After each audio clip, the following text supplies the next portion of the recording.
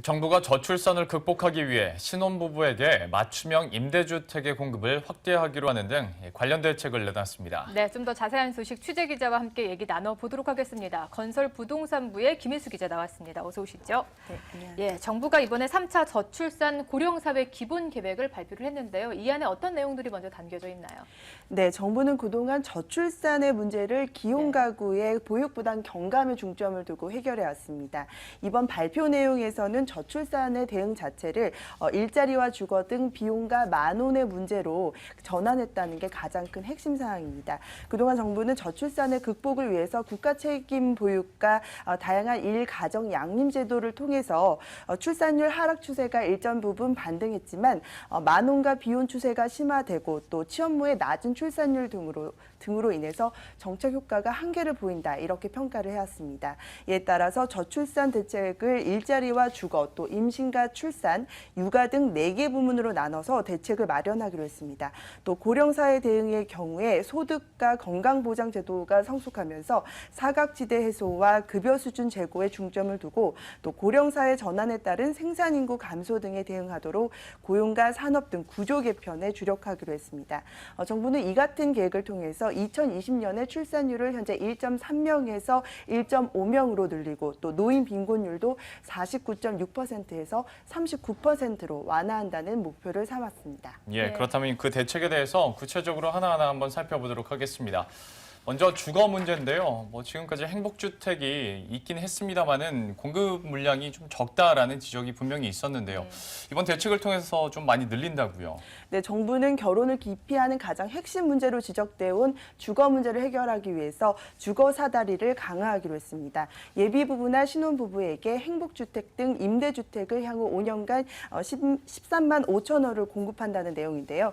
행복주택의 경우 신혼부부에게는 다소 공간이 작다는 지적을 받아온 게 사실입니다. 이에 따라 정부는 그동안 별도 할당이 없었던 전용 면적 39제곱미터 규모의 투룸형 행복주택을 신혼부부에게 5년간 5만 3천 호를 공급하기로 했습니다. 또 특히 신혼부부 선호 입지의 50% 이상을 투룸형으로 구성하고 아동 양육시설이 대폭 확충이 된 행복주택 신혼부부 특화단지도 조성하기로 했습니다. 이 특화단지의 경우에는 수도권 교통 요충지로 1,000호 이상으로 구성된 단지가 그 대상인데요. 연말 착공되는 하남 미사와 성남 고등, 과천 지식, 서울 오류, 부산 정관 등 모두 5,800호를 추진할 계획입니다.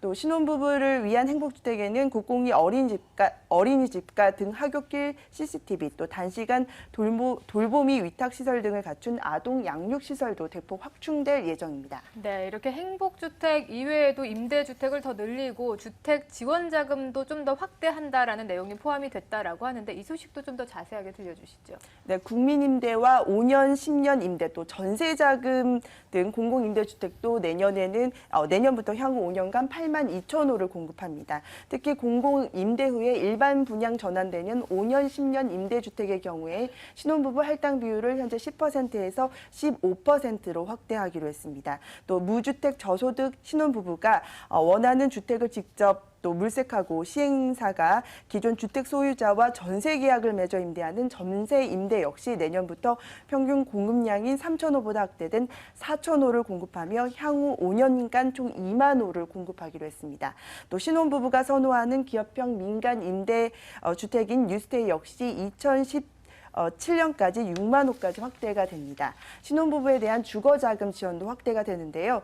정부는 신혼부부 전세자금 대출에 대한 금리를 0.2%포인트 인하를 하고요. 현재 3자녀 이상 가구에만 적용이 되는 금리 우대도 2자녀 이상 가구까지 확대하기로 했습니다. 또 디딤돌 대출 금리를 0.2%포인트 추가 우대하기로 했습니다. 예. 자, 그리고 마지막으로 다른 복지 대책에 대해서도 한번 이야기를 나눠볼까 하는데요. 난임부부 지원 패키지 그리고 행복출산 패키지 어떤 내용인지 좀 소개를 해주시죠. 네, 정부는 21만 명에 달하는 난임 부부를 지원하기 위한 지원 체계를 강화하기로 했습니다. 난임 시술비와 검사, 또 마취, 약제 등에 대한 건강보험을 오는 2017년까지 적용을 하고요. 난임 치료와 회복을 위한 난임 휴가 제도를 도입하는 등 난임 부부 지원 패키지를 도입하기로 했습니다.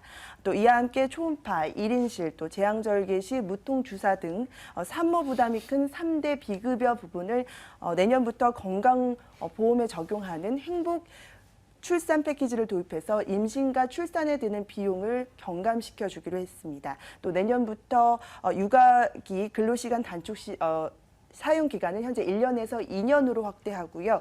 또 사용 횟수도 2회에서 3회로 확대하는 등 일가 가정을 양립할 수 있는 그런 대책들을 마련했습니다. 네, 이렇게 저출산 고령화를 해결하기 위해서 정부가 나섰습니다. 관련 내용 지금까지 김혜수 기자가 살펴봤습니다. 도움 말씀 고맙습니다.